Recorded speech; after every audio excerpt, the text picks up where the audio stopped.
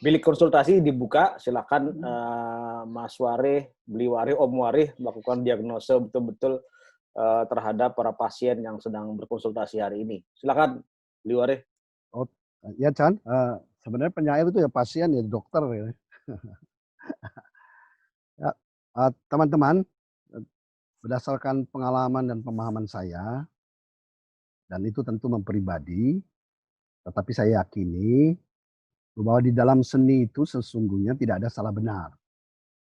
Jadi titik berangkat itu menjadi penting karena supaya kita menemukan di dalam kreasi itu rekreasi. Mengapa rekreasi itu menjadi penting? Karena hanya dengan rekreasi, imajinasi kita dimungkinkan diberdayakan untuk melepas bebas. Nah, jadi titik berangkatnya, karena ini proses cipta, tidak ada salah benar. Nah, misalnya saya membaca puisi semasa SMA, itu kalau nggak salah sajaknya Apollinaire, penyair Perancis, yang diterjemahkan oleh Wing Karjo, yang dari SMA saya tidak mengerti maknanya, tapi itu membawa imajinasi saya kemana-mana dan kemudian ya katakanlah menakdirkan saya justru ketemu Apollinaire di Prancis. Sajak dan nasib baik menjadi dekat.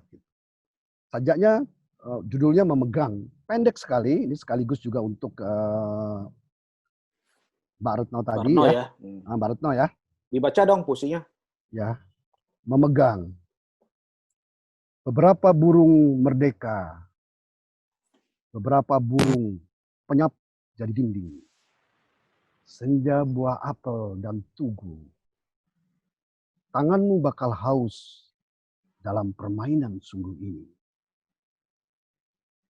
Teman-teman, barisnya hanya pendek begitu, tapi mari lihatlah kedalaman makna ataupun ambiguitas yang membuat puisi itu begitu kompleksitas. Pertama adalah kata permainan sungguh ini. Tanganmu bakal haus, kata haus yang jauh dengan kata permainan sungguh ini. Itu bisa menyatu menjadi makna yang kaya. Kalau kamu ingin mencipta puisi, maka kamu memasuki satu permainan sungguh ini. Mari kita lihat kata senja, buah apel, dan tugu. Tak ada hubungan langsung, kecuali daya imajinasi kita.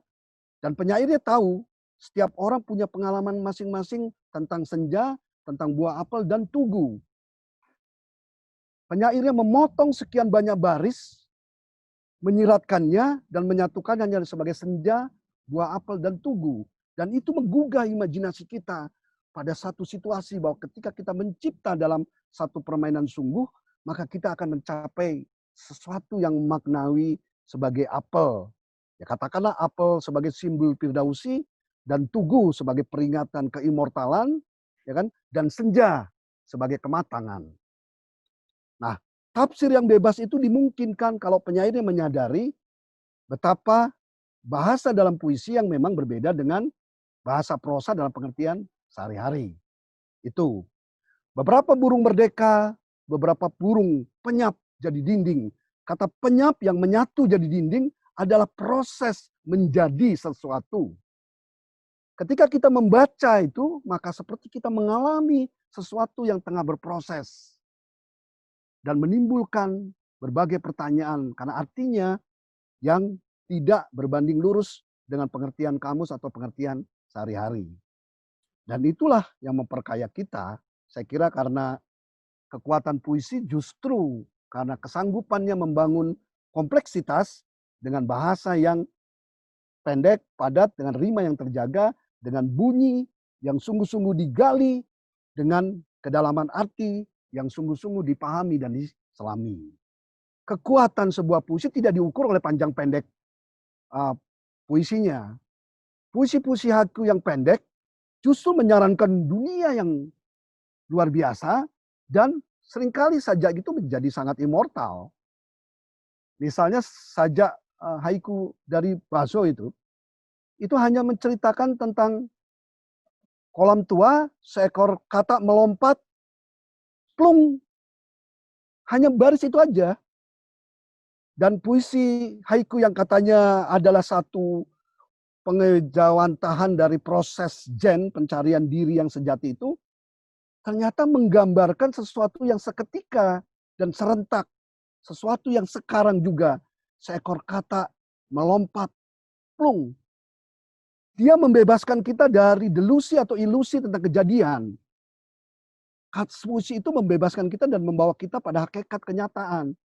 Saya kira itu sangat kuat dan puisi itu immortal.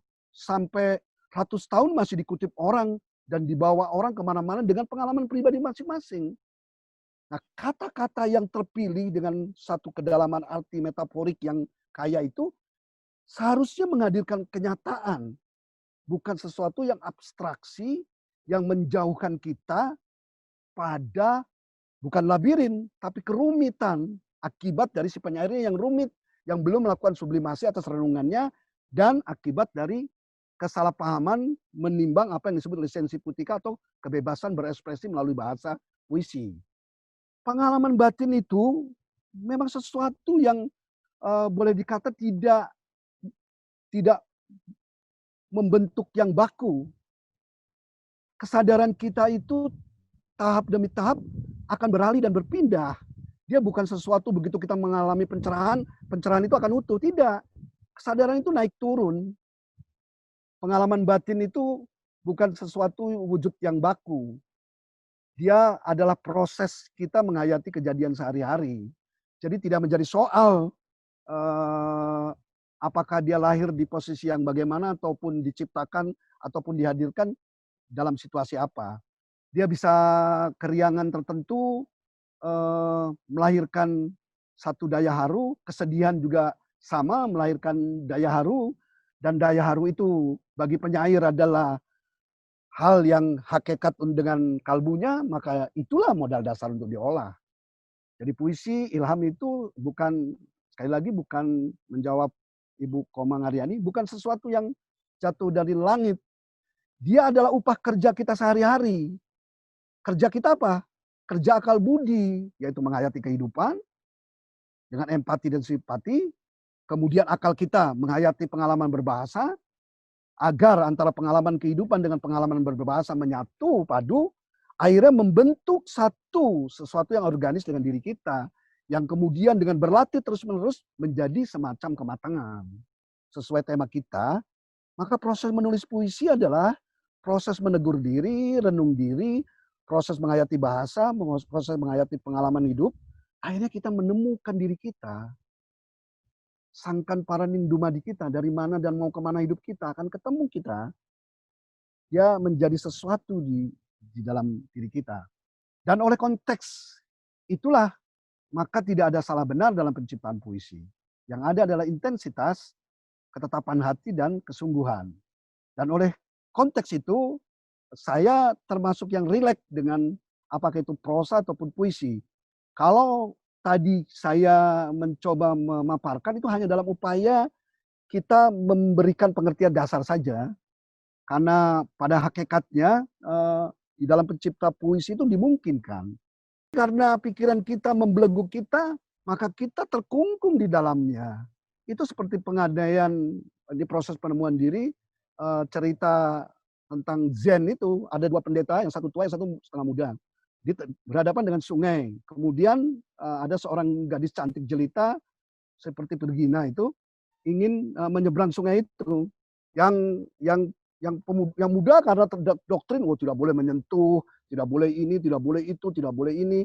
Maka dia tidak mau menolong si perempuan itu untuk menyeberang. Sementara yang laki itu merenung sebentar, pendeta tua itu langsung menggendongnya dan menyeberangi sungai.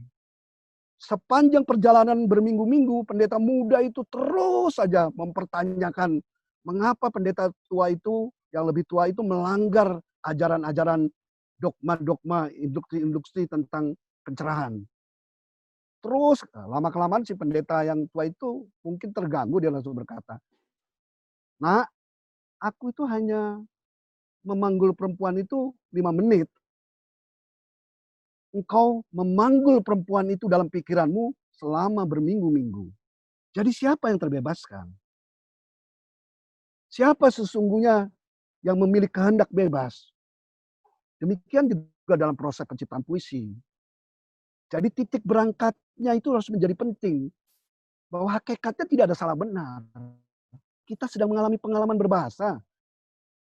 Kita sedang mengalami pengalaman kehidupan. Kita sedang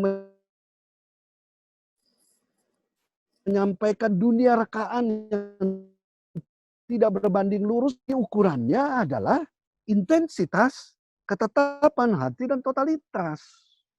Nah, itulah saya kira makanya kata kreasi sesungguhnya bersambung dengan kata rekreasi. Apollinaire menyatakan permainan sungguh ini. Barulah tanganmu bakal haus. Kalau kau menemukan kegembiraan di dalam proses cipta itu, kau menemukan daya haru. Entah daya haru datang dari kemurungan atau keriangan, tetap saja itu disebut daya haru. Dan daya haru itulah yang menggugah imajinasi, menggugah kata-kata untuk bertemu antara bunyi dan arti. Dan begitu sampai kepada pembaca, maka dia bergaung dalam imajinasi pembaca, menghantar pembaca untuk melakukan tamasya. Lalu dengan bahasa menemui kehidupan dan pengalaman sehari-harinya juga. Oke, Jadi Mas Ware. relax, gitu. Relax, Kita relax aja ya, Mas Ware ya. Ya, relax ya. Jangan tegang-tegang, Mas Ware. Ya, Jadi istirahat dulu, bentar Mas Warinya. Ya. Silakan. Ya, okay. Kalau ada itu diunjuk dulu, Mas. Itu ada makanannya. Sudah menyinggung Virgina, udah senyum-senyum. Sudah disinggung tadi sama gurunya ya.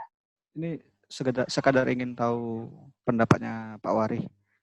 Kenapa ketika saya membaca tulisan-tulisan penyair yang memang basisnya penulis puisi dan mereka menulis prosa, itu rata-rata prosanya bagus gitu, Pak. Tapi sebaliknya, ketika ada penulis prosa yang mencoba menulis puisi, itu sedikit yang bagus gitu. Menurut saya sih seperti itu. Sepertinya sulit sekali menulis puisi itu. Kenapa bisa seperti itu? Padahal ada beberapa orang penulis prosa, cerpenis, katakanlah novelis, ketika menulis puisi itu sedikit yang berhasil menulis puisinya dengan baik. Tapi kalau penyair kok kayaknya mudah banget gitu kalau nulis puisi, nulis prosa. Pak Jokpin, Aan Mansur, yang lain-lain juga termasuk Pak Wari juga kalau nulis cerpen kok bagus-bagus aja gitu. Mohon tanggapannya Pak Wari. Ya, saya kira langsung aja Mas Wari, ini sesi terakhir di konsultasi langsung. Nanti kita akan masuk ke chatroom. Silakan Mas Wari. Saya termasuk orang yang percaya apa yang disampaikan kalau nggak salah Subagio atau Gunawan Muhammad ya. Nuansa di dalam bahasa itu memperkaya kemungkinan pengalaman yang tidak disampaikan. Itu menjadi wajar saja. Karena ada suatu eksperimen yang panjang yang pasti dilakukan oleh penyair ketika berhadapan dengan kata sebagai arti sehari-hari yang didalami hingga sampai kepada rasa kata atau rasa bahasanya itu.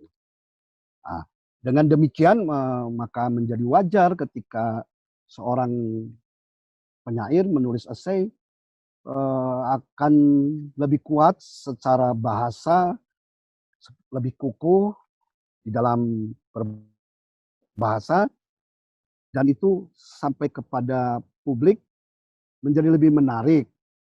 Karena pada dasarnya esai itu ataupun karya-karya prosa itu adalah seni berargumentasi. Bagaimana mungkin kita berargumentasi di dalam bahasa kalau kita menggunakan kata yang rasa bahasanya tidak mampu melahirkan nuansa-nuansa yang tersimpan dalam pengertian yang abstrak.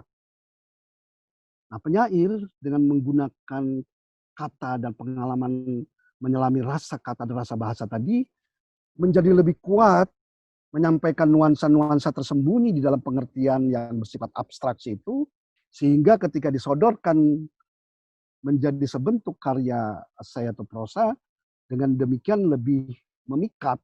Itu jadi begitu ya Bang Rizky, jawaban dari Mas Wari. Mas Wari, sebelum saya mencoba menyarikan beberapa hal, sambil Anda beristirahat, saya bacakan dulu beberapa pertanyaan yang sudah masuk di chatbox kita.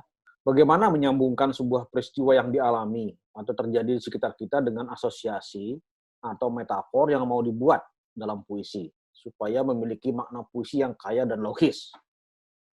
Itu, nah akhirnya ini murid kesayangannya Mas Wari bertanya juga lewat chatbox-nya. Jadi ada Virgina bertanya, terkadang pengalaman nelongso hati justru jadi amunisi kuat dalam menulis. Wah, ini kayaknya beberapa kali frustrasi nih. Gimana ya Pak caranya agar kita bisa peka menangkap segala kejadian dan bisa menuliskannya? Jadi kadang-kadang mungkin saya kasih ilustrasi, kalau kita lagi frustrasi mudah banget menulis puisi. Kalau lagi suka-suka gitu ya susah, kata-katanya nggak keluar. Ya, betul Jadi ya. itu produktivitas dihitung dari seberapa sering dia mengalami patah hati ya. Dalam membuat puisi, saya terkadang bingung menulis judul terlebih dahulu atau menulis baitnya. Atau ada tip untuk menentukan bait dan judul agar relevan. Atas jawabannya saya teruskan terima kasih. Ini murid kesayangannya Pak Warih yang terakhir, yang lain juga masih bertanya. Hidayati ya, selamat siang. Pertanyaan saya, puisi adalah sebuah dunia yang menjadi. Bagaimana konsep kesatu paduan dalam puisi yang utuh? Konsep yang utuh bagaimana? Haruskah bait demi bait puisi selalu bersifat linear? Jadi hubungannya dengan tadi yang pertama ya, Mas Wari. Yang kedua, minta kiat dalam menggali dan melakukan pendalaman tematik puisi, sehingga seorang penulis puisi bisa menemukan bentuk ekspresi yang paling tepat dan mempribadi.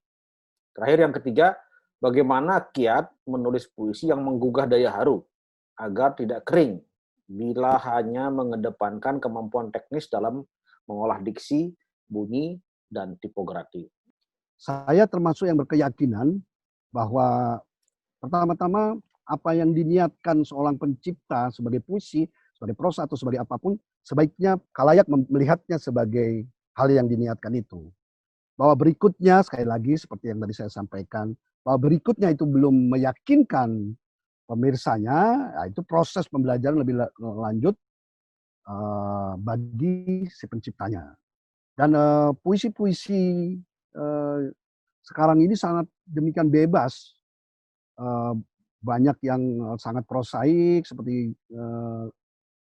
Sapardi, ya toh, juga penyair-penyair dari seperti Octavio Paz dan sebagainya.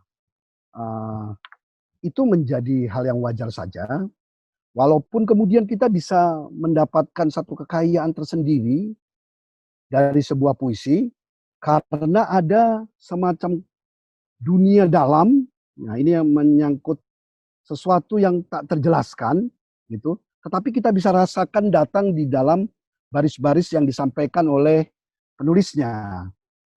Nah, dunia yang dalam itu sebentuk keharuan atau satu keniscayaan pengalaman sehari-hari yang demikian sering kita luputkan, tapi begitu dihadirkan memperkaya kita kepada pengalaman penghayatan kita dan diingatkan pada pengalaman penghayatan kita kepada keseharian yang luput tadi. Nah, saya kira itu. Kemudian soal Virginia yang nelangsa hati, sebenarnya itu bisa ditarik kepada satu pengertian yang mendasar. Bahwa kerja kesenian adalah utama dasarnya adalah kerja rasa. Daya haru. Mengapa orang yang sedang sedih, sedang murung, lebih mudah tergerak, katakanlah, walaupun sebenarnya orang yang sangat riang pun bisa tergerak untuk melakukan proses cipta. Karena itu tadi, daya haru di dalam dirinya bekerja. Hal mendasar dalam penciptaan yang saya sebut pentingnya melakukan penghayatan dengan empati, simpati pada pengalaman sehari-hari menjadi satu sensitivitas atau sensibilitas kata atau bahasa atau sensibilitas dan sensibilitas batin, itu memungkinkan kita menyampaikan sesuatu. Jadi itu tidak soal gitu.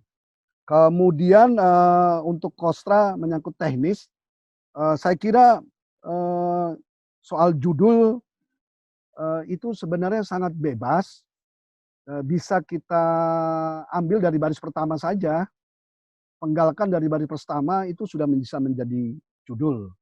Atau ada kata-kata kunci di dalam yang misalnya menjadi unsur paduan metafor yang dirasa segar.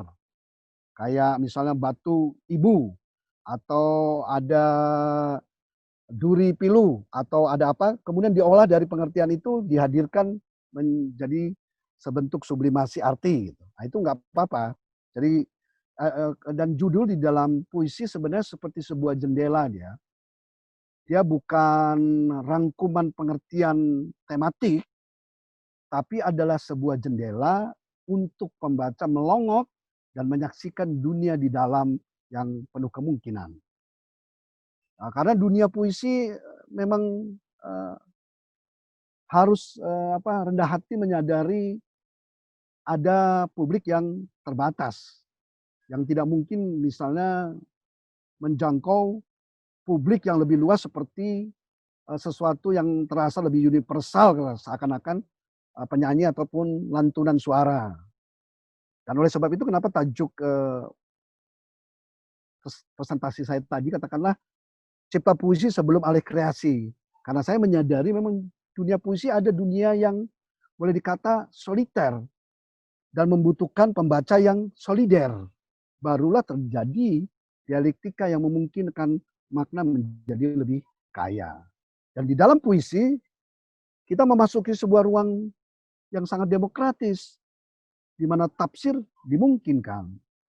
Oleh sebab itu sering kali kita menemukan puisi yang 10 tahun lalu dibaca dan kemudian dibaca sekarang maknanya terasa jadi beda, menjadi lebih kaya, lebih menyentuh ke dalam. Ternyata apa? Oh, ternyata pengalaman kita bertambah, kehidupan kita bertambah, kekayaan batin kita bertambah, renungan hidup kita makin sublim. Sehingga puisi itu seperti sebuah password yang membuka pengalaman kita untuk menemukan hal-hal yang tersembunyi yang selama ini tidak kita sadari dalam pengertian sehari-hari. Gitu. Jadi seperti itu saya kira jawabannya. Mungkin ada yang lain tadi yang terlewatkan? Dari Hidayati udah dijawab. Oh, Hidayati ya. Saya kira sebuah dunia yang menjadi adalah sebuah dunia rekaan. Sesungguhnya adalah sebuah realitas imajiner. Sekarang ada realitas virtual yang dimana sekali lagi waktunya kronometrik tidak linear. Jadi pengalaman-pengalaman masa lalu dan pengharapan masa depan itu bisa bereinkarnasi menjadi momentum yang sekarang. Bisa ikut terbawa pengalaman seseorang di masa silam yang kita baca hari ini, dan sekaligus kita juga di dalamnya bisa terangkum satu pengharapan masa depan yang kemudian menjadi dunia yang sekarang. Itulah dunia rekaan, itulah realitas imajiner. Dan itulah kekayaan yang menyebabkan sebuah cerpen yang berhasil, sebuah novel yang luar biasa, sebuah puisi yang padu utuh, itu sebuah dunia yang menjadi. Yang ketika dibaca oleh kurun waktu yang berbeda, akan hadir dan memperkaya kemungkinan yang berbeda. Maka ketika pengalaman kehidupan bertemu dengan pengalaman berbahasa, seperti isi dan bentuk tadi, akan terjadi sesuatu yang tahap demi tahap menjadi hal yang organis dengan diri kita. Dan hanya itu hanya dimungkinkan kalau pada titik berangkatnya kita memiliki kebebasan berimajinasi, kebebasan penciptaan. Sekali lagi, di dalam kesenian, di dalam proses cipta tidak ada salah benar. Terima kasih. Mumpung ngomong soal menyambungkan itu, Mas Warih, dari Nia mungkin tadi, dari Nia ya, bagaimana menyambungkan peristiwa dalam realitas sehari-hari itu dengan asosiasi atau metafor yang kemudian dimasukkan dalam sebuah puisi sehingga dia maknanya menjadi kaya dan logis gitu. Seperti pengandaian saya tadi, ada dua pekerjaan pokok sebenarnya yang harus dilakukan di dalam proses cipta apa saja. Pertama adalah momentum penciptaan atau ada momentum ilham, katakanlah ilham yang datang, atau satu situasi yang menyebabkan sensitivitas rasa kita bertemu dengan kenyataan keseharian kita, kemudian meluap dia menjadi satu momentum yang mungkin di istilahnya Mbak Komang Aryani itu seperti ekstase, katarsis tadi kan, seperti momen kerasukan tadi. Menurut saya pada momen itu seluruh pengertian kita tentang puisi atau pengertian tentang apa diselesaikan saja, ditiadakan, maka luapkan saja, ya kan? Luapkan saja, keluarkan saja, igaukan saja. Seperti misalnya tanganku, engkau sayap kupu-kupu, engkau malam yang kehilangan waktu, engkau gerimis yang hendak menghapus tangis, tanganku, engkau lembah piatu, engkau batu kata-kataku, engkau derita tiada nama, engkau lautan yang berbicara. Bebaskan aja dulu. Itu memang ada momen seperti orang menyelam lautan untuk mencari mutiara. Luarkan aja dulu supaya kita jangan mengedit dalam proses itu. Kalau kita mengedit, nanti momentum itu akan lewat kan. Kan ada suasana hati, suasana situasi yang kadang-kadang muncul. Kalau kita merujuk pada Virginia yang lagi nelangsa, kadang-kadang terisak-isak. Tapi karena kamu penyair, menangislah dengan kata-katamu itu. Berlinang-linanglah dengan kenangan dan kata-katamu, luapkan. Selain katarsis untuk kesedihanmu supaya kamu makin matang sebagai pribadi, di saat itu kamu mendapatkan hasil akhir sebuah kerang-kerang mutiara yang kamu susun bisa menjadi kalung yang membuat hidupmu lebih bercahaya. Kira-kira itu. Jadi ada proses kemudian editing kan. Setelah meluapkan ada proses editing. Nah, proses editing itu, kata editing itu lahir dari kematanganmu ketika kamu merebut pengalaman berbahasa tadi dengan sikap kritis tadi kan. Sikap kritis itu kan melakukan pembacaan dengan melakukan pertanyaan. Loh kenapa sih kalau bunyi laut kata ombak di tangan Sapardi dengan ombak di tangan Kairil, ombak di tangan Gunawan kok bisa berbeda? Mengapa puisi-puisi Sapardi itu disebut imagis, kok hanya kesan awal permukaan? Mengapa orang yang mencari kedalaman lebih menemu pada Kairil? Kenapa puisi Kairil ada makna yang tidak bisa kita pahami seperti Pangkala Kanan? Kenapa?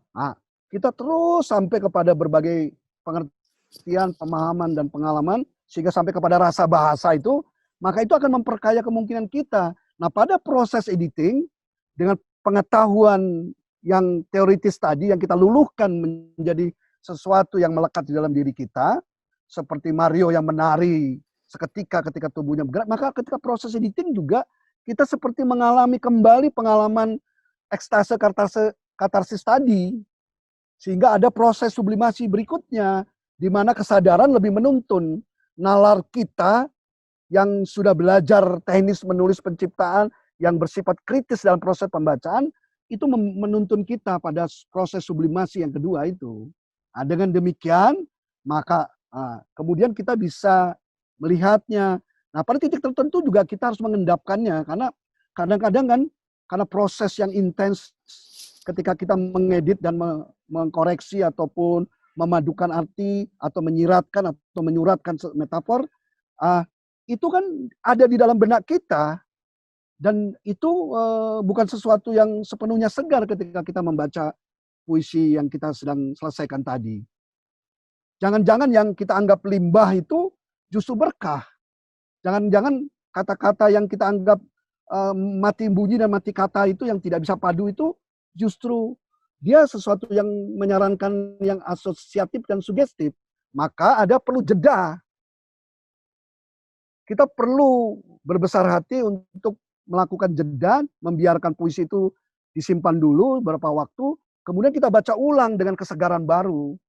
Bahkan kalau kita adalah orang yang sangat pribadi rileks, yang nggak ada peduli dengan eksistensi terlalu tinggi lah, katakan jangan terlalu membebani dengan sosok diri, kita bisa langsung berbagi dengan teman-teman pada periode berikutnya untuk minta masukan. Ya kan ada tuh penyair Cina itu dia nggak peduli pada kritikus. Dia bacakan saja puisinya kepada petani, kata dia kalau petani itu tersenyum dan mengangguk-angguk mengerti, dia merasa bahwa puisi itu sudah sesuatu. Dan itu benar menurut saya. Karena puisi pada hakikatnya komunikasi. Oke, Mas Wari. Oke. Ya, jeda sebentar, kawan-kawan. Pada kesempatan berikut, setelah mungkin 5 orang dulu ya membaca puisi, nanti Mas Wari akan memberi komentar. Baik, saya akan membacakan puisi yang berjudul Duka. Suatu pagi di gerbang sekolah, temanku berseragam luka datang menjinjing sebungkus air mata yang ditampung dari ibunya sebelum menyelam di bawah nisan sebagai cenderamata sederhana yang kadang terbias kehidupan. Matanya yang gersang tak mampu memandang harapan seperti dulu sebelum sekolah diliburkan. Tersisa segaris senyuman, terjahit duka abadi, meski berusaha disimpan dalam peti hati. Aroma hidup tetap wangi, di balik kumpalan nafsu, mengulitinya pelan-pelan. Pandemi memaksa melepas cinta, hatinya serupa musim gugur yang melayukan air mata. Sebungkus air mata aku terima, sedikit aku sisakan untuknya, sebagai cenderamata terakhir dari ibu, mengenang cinta yang lalu. Belum sempat aku bicara, langkahnya cepat menyusur aspal, membawa surat berhenti sekolah karena tak mampu membayar. Jambi, 19 Juni 2020. Satria ulang, ia yang datang tiap malam. Dan apalagi yang kupunya selain ingatan. Kita memimpikan percakapan putih, rumah kayu tepi danau, juga loncat kecil mereka di kebun kupu-kupu. Dan kota pun memerah, karena ini pertarungan suci. Kita lahir dari hasutan dan makhluk buas. Di batas nyata, kau tatap kota kosong. Darah mengolam di bola mata anak-anak menghanyutkan mimpi mereka. Dan suara burung-burung di langit berpantulan, menggema dan lenyap.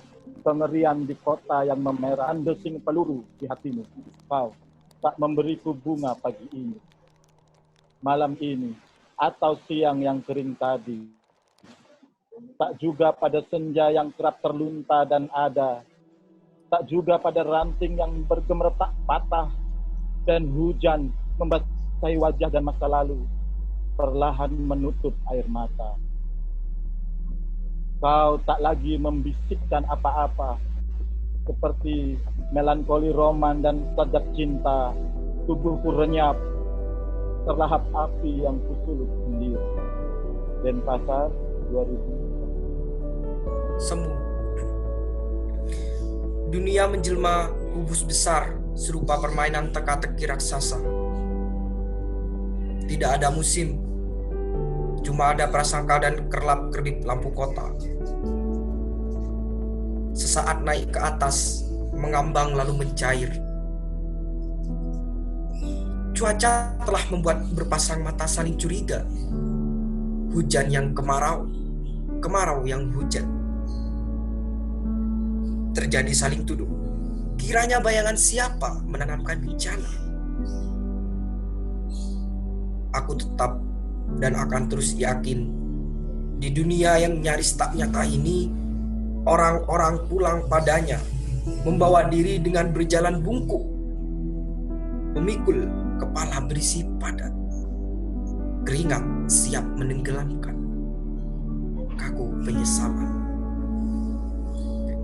Di dalam diriku, aku menciptakan ribuan pasang mata waspada. Sebelum sunyi paling ramai menyesap senyap dalam kesedihan, tangis dahulu pecah seusai tawa. Aku bertanya pada diriku sendiri, mengapa masjid sepi? Zikir para roh dan kiai telah usai barangkali. Sementara pastor berhambur keluar dari gereja, doa biksu menyisakan bisu, vihara kehilangan aroma wangi kembang 7 rupa. Semua padam terbentur angin kemarau panjang. Aku menyengajakan diri terpejam, mimpi terbuat dari berjuta kelahiran bayi sejak purba. Barangkali aku satu satu-satunya yang membenci diri sendiri dan sering menangis caci maki. Tamadun, tamadun, tamadun, lekaslah punah dan diganti dengan perumpamaan baru agar Tuhan tidak lagi diadu. Malang 2019. Terima kasih. Ya. Regina? Duka kota, kutemukan kau di persimpangan jalan Gubeng menuju Kertajaya.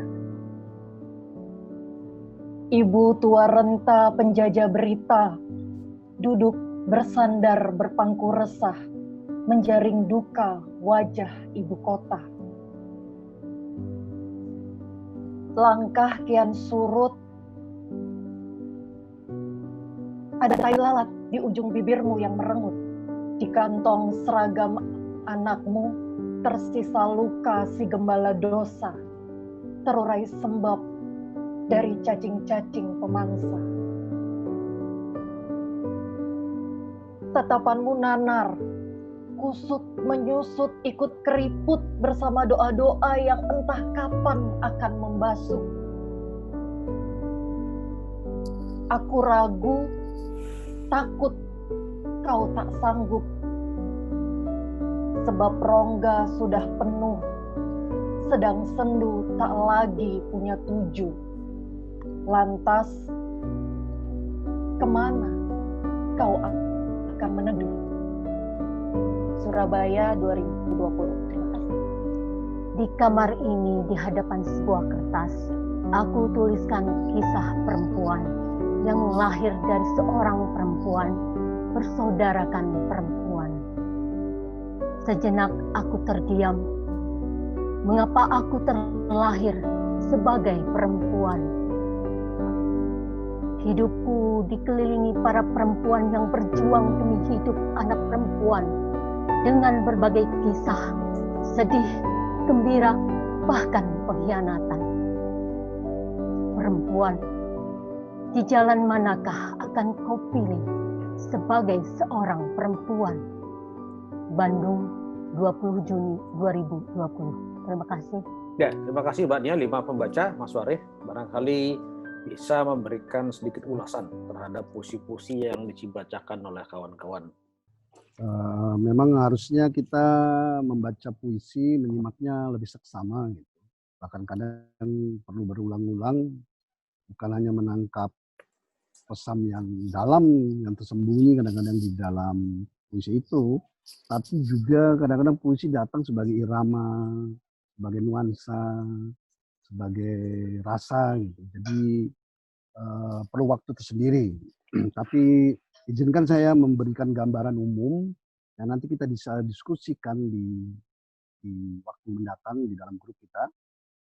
Dari Nafri, Welang, Dani, Virgina, kemudian Mbak Kurnia tadi ya. Sesungguhnya secara umum sudah menandakan bahwa teman-teman itu sudah punya pengalaman berbahasa. Artinya sudah mengalami proses penciptaan terdahulu dan kemudian ada rasa bahasa yang membuat teman-teman memiliki kepiawaian untuk melakukan proses seleksi, memilah, memilih mana kata yang harus dipadukan, mana bunyi yang harus dikedepankan, dan sebagainya. Dan kemudian juga secara umum memperlihatkan juga sebuah upaya untuk membentuk dunia yang utuh, sebuah dunia rekaan yang padu. Nah, dalam konteks itulah yang sering kali di dalam proses penciptaan, di situ berbanding lurus sebenarnya dengan takaran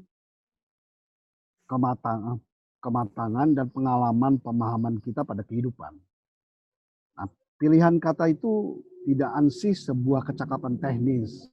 Nah, dalam konteks itu gangguan bisa muncul dari kehendak kita untuk mengucapkan banyak hal.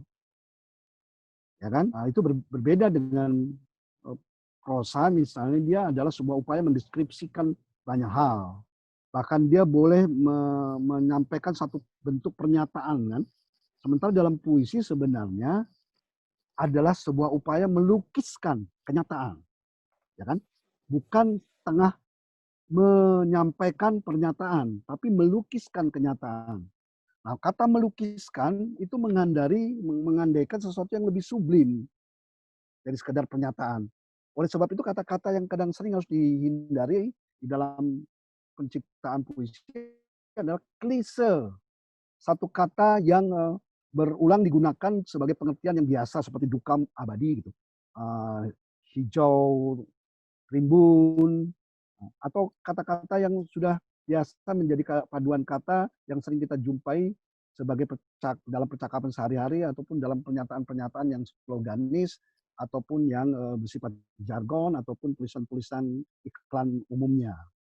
Maka melukiskan kenyataan harus melakukan sublimasi, membuat paduan kata yang kira-kira otentik penemuan diri kita yang baru. Nah, itulah yang pergulatan proses ciptanya sesungguhnya yang harus dikedepankan. Nah, di samping klise tadi yang bisa teman-teman nanti cermati dari karya sendiri, tadi kehendak menyampaikan terlalu banyak hal di dalam puisi. Oleh sebab itu tadi kan kita sudah sampai kepada katakanlah pemahaman bersama bahwa kekuatan kemumpuni sebuah puisi bukan terletak pada baris yang panjang ataupun baris yang pendek, ya. Ini tergantung pada kepaduan atau keutuhannya, ya kan? Nah, maka disitulah kematangan kita juga untuk katakan ini sudah berlebihan, kata ini sudah terwakili dengan pernyataan-pernyataan puisi di atasnya atau dengan lukisan kenyataan di atasnya. Itu harus kita rela menghilangkannya atau menjadikannya puisi yang lain saja. Nah, itu harus ada kesadaran, itu biasanya tumbuh sejalan proses kematangan kita di dalam merebut pengalaman berbahasa atau proses penciptaan puisi. Juga renungan pada kehidupan. Biasanya kan kalau pendekar itu kalau baru belajar silat itu awalnya kita bunga geraknya banyak sekali, macam-macam itu. Tapi kalau silat yang sungguh begitu menunjukkan kesaktiannya cukup memegang pohon, orang nggak ngerti ngapain tinggal pergi atau pohon itu sudah jadi abu seketika, saking saktinya. Atau ketika kamu membaca sebuah novel yang bagus, Musashi ketika muda dia menantang pendekar hebat gitu, teriak-teriak di depan purinya pendekar yang tua hebat itu. Tapi pendekar tua itu ternyata dia hanya mengajunkan pedang pada menebas bunga pioni. Dan bunga pioni itu oleh pembantu diserahkan kepada Musashi. Dan Musashi langsung merasa ilmunya memang sangat beda jauh. Kenapa? Ternyata tebasan pedangnya itu sedemikian rupa sehingga hanya mungkin dicapai oleh kematangan orang bermain pedang yang lahir batin sudah sampai pencerahan. Nggak mungkin bunga pioni itu batangnya bisa demikian halusnya potongannya oleh pedang samurai. Nah, artinya dalam penciptaan menghindari yang sensasi itu dan kemudian membangun sebuah dunia yang utuh aja. Jadi utuh itu bukan berarti harus dideskripsikan seperti prosa, itu bedanya kan. Kalau prosa membeberkan segala sesuatu, puisi justru memadatkannya untuk memilih sesuatu. Misalnya perbedaan prosa sama puisi, sederhananya.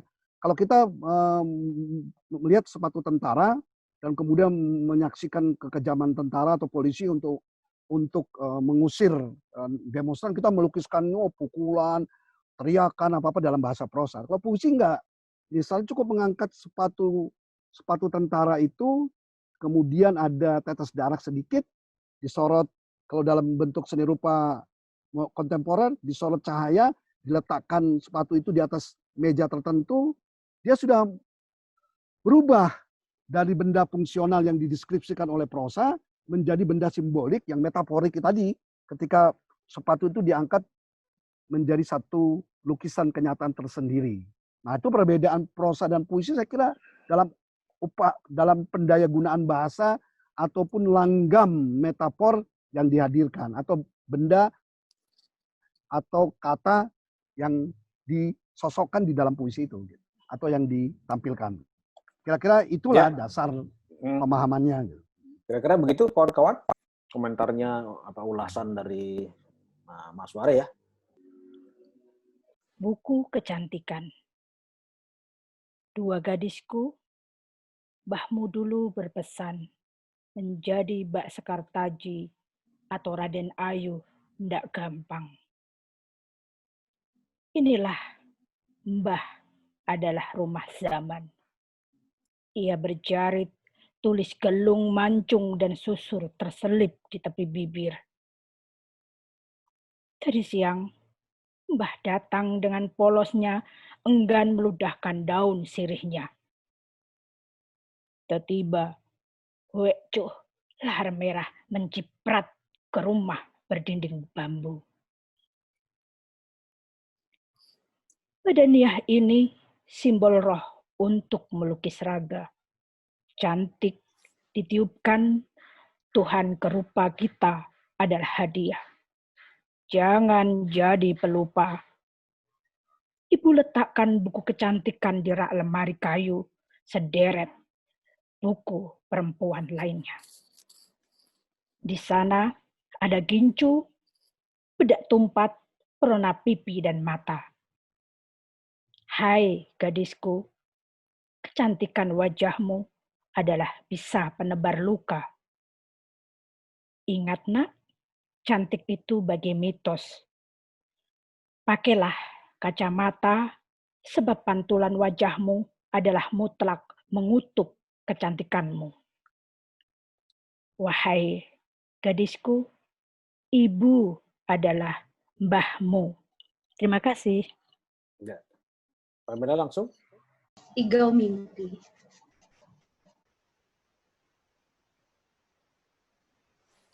Mari kita petakan haru dini hari. Saat moon tak bisa mewakili mimpi. Dengarlah, igaumu menyekap gamangku. Sesat pada nikmat sesaat. Pergilah, liang kelinci menunggumu, menyelinap dalam gelap, membawa haruku, menyekap gamangku. Jelengsi, 19 Februari 2020.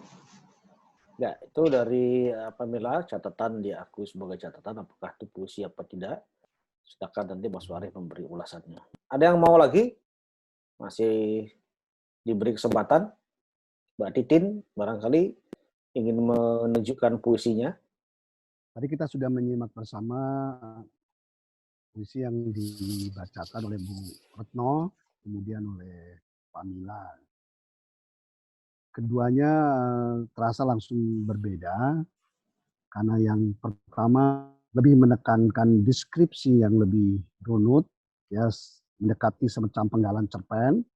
Kemudian yang kedua mencoba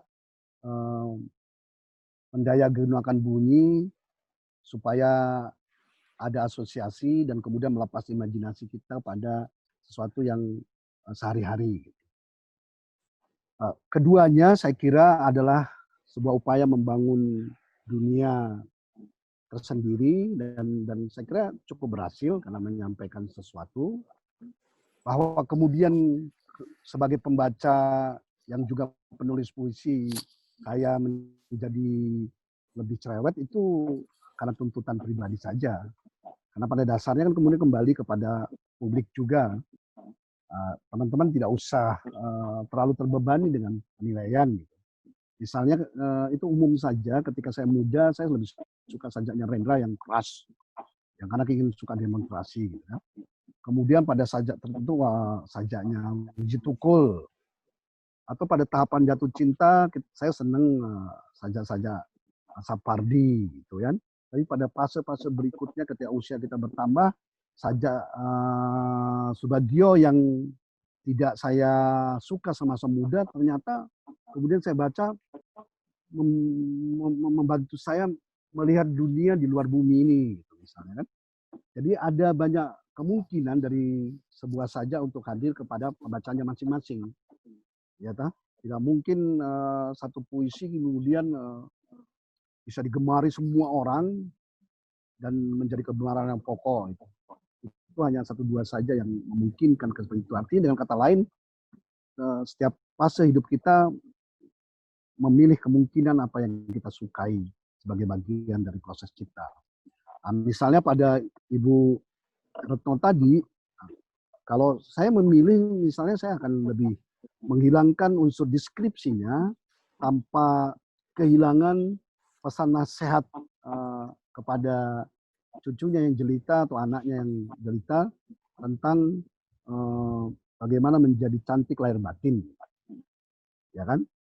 Sambil menegaskan ingatan tertentu dengan kata wih, cuh tadi itu menarik juga kalau misalnya diletakkan di unsur terakhir, ya kan? Nah, itu bisa. Dan kemudian tentang buku yang diletakkan justru diletakkan di rak itu diletakkan di paling atas. Jadi dalam proses penciptaan itu kita kadang-kadang harus rela gitu. Apa yang sudah kita anggap runut sebagai sebuah dunia rekaan yang menjadi, harus kita berani bongkar, apalagi puisi gitu. Yang di bawah bisa menjadi di depan, yang di tengah bisa menjadi di belakang, atau ada kata yang tertentu yang sudah berulang sering digunakan oleh orang lain, tapi juga seakan-akan mewakili diri kita, harus rela kita tinggalkan atau kita lepaskan. Gitu kan? Kemudian pada Pamila, sedemikian juga pengalaman penciptaan saya pribadi dan mungkin banyak penyair lainnya, memang kadang-kadang kata-kata tertentu, bunyi-bunyi itu bisa membelenggu kita juga, ya kan? Dia bisa melahirkan sesuatu yang ritmis dan memperkaya kemungkinan arti, tapi bisa juga bunyi yang mengulang itu juga sebuah klise karena dia membatasi asosiasi kita. Maka bunyi yang diulang belum tentu melahirkan sesuatu yang bersifat asosiatif atau melahirkan ragam musikalitas kata yang memperkaya irama. Jadi harus tetap ditimbang. Nah, intinya yang dalam proses cipta apa saja adalah upaya melahirkan kesegaran. Kesegaran pada cara kita menyampaikan sesuatu, yaitu ragam bahasa kata yang dipilih atau metafor yang dihadirkan, atau sudut pandang kita pada peristiwa yang kita ingin hadirkan atau renungan ataupun tematik. Nah, itu sudut pandang yang bersifat mempribadi itu, dan pilihan kata yang metafor yang diupayakan segar itu memungkinkan puisi itu diterima publik menjadi sesuatu yang segar dan dibaca sebagai satu proses cipta dan karya yang memperkaya pengalaman manusia ataupun pembacanya. Nah, kira-kira itu. Jadi klise itu bukan hanya pada penggunaan metafor atau paduan kata atau kata-kata, tapi juga pada bunyi yang bisa membatasi. Nah, hanya dengan merebut pengalaman berbahasa, dengan sikap kritis pada penciptaan, dengan studi banding pada karya orang lain, serta melatih rasa kita untuk mengalami pengalaman penghayatan keseharian dengan empati dan simpati, dengan kesadaran bahwa kita sedang berproses cipta, memiliki ketetapan hati, dan berangkat dari titik kebebasan imajinasi yang yakin bahwa tidak ada benar salah dalam penciptaan, maka kita mungkin melakukan semacam tamasya bahasa, kelana kata-kata, menuju hal yang bahkan mustahil, yang kemudian hadir sebagai sebuah dunia yang menjadi. Sekali lagi nggak ada salah benar. Karena apalagi saya sampaikan, realitas kita ini sekarang tidak tunggal apa yang kita lihat sebagai kasat mata. Pandemi menghantar kepada kenyataan kita bahwa ada realitas spiritual yang sekarang ini hadir dan kita alami bersama. Yang kemudian membentuk yang dalam istilah-istilah sastra ataupun kesenian sebagai realitas imajiner. Itu semua memperkaya kita dan meyakinkan kita bahwa apa yang kita sampaikan bukanlah problem soal salah benar, tapi bagaimana kita menghayati secara intens dan total bahasa sekaligus kehidupan nyata kita sehari-hari. Saya kira itu, Chan. Ya, terima kasih Mas Waris. Saya kira kita hampir-hampir sampai pada ujung Lab Puisi di Sabtu hari ini, tanggal 20. Sudah 3 jam, tidak terasa ya. Saya kira Mas Waris juga sudah dalam kondisi bukan melemah ya, tapi sudah mulai mungkin perutnya sudah mulai harus diisi karena ini jam makan siang. Kawan-kawan, saya tidak akan mencoba menyarikan apa yang sudah disampaikan oleh Mas Waris, tetapi intinya adalah puisi dunia tersendiri yang tidak mencoba mendeskripsi tetapi menyarikan dari sari-sari apa yang kita rasakan dalam realitas hidup sehari-hari. Puisi bukan sesuatu yang memberikan sesuatu yang jangan berharap bahwa menjadi penyair, menjadi menulis puisi. Menulis puisi tidak harus berarti bahwa Anda adalah akan menjadi penyair, tetapi menulis puisi adalah bagaimana kita mencerahkan ke kondisi kebatinan kita masing-masing. Puisi di situ akan bermanfaat bagi kita semua. Jadi dia bukan hanya diterima sebagai sebuah keindahan, tetapi juga sebuah pesan moral yang di dalamnya berisi tentang bagaimana kita menjadikan diri kita sebagai orang-orang yang berbahagia. Bahkan kalau Anda merasa frustrasi dalam hidup, tulislah puisi. Karena puisi akan memberikan jalan ke arah mana Anda harus pergi. Saya kira itulah inti dari percakapan kita di siang hari ini. Terima kasih teman-teman. Proses penciptaan puisi sekali lagi adalah bukannya kreasi tapi juga rekreasi. Jadi marilah kita melakukan permainan yang sungguh, justru karena menyadari bahwa waktu kita serba selintas kilas sebenarnya kalau dibandingkan umur bumi ini. Jadi mari kita rayakan usia kita, waktu kita dengan kegembiraan penciptaan, dan yakinlah bahwa dalam proses penciptaan kita juga lakukan proses penyembuhan diri yang melambat laun akan sampai kepada penemuan diri. Dan ketika dibagikan, yakin juga bahwa karya kita itu ibarat candi, ibarat pura, ibarat masjid, ibarat gereja, yang dibangun dengan ketulusan dan didatangi orang, dibaca orang berkali-kali, berulang-ulang, maka amal kebaikannya juga akan membawa kita pada kebahagiaan yang lebih hakiki. Jadi proses penciptaan sesuatu yang bukan terlalu amat sangat serius sekali, tapi lakukanlah dengan sungguh-sungguh seperti mengalami hidup ini. Terima kasih.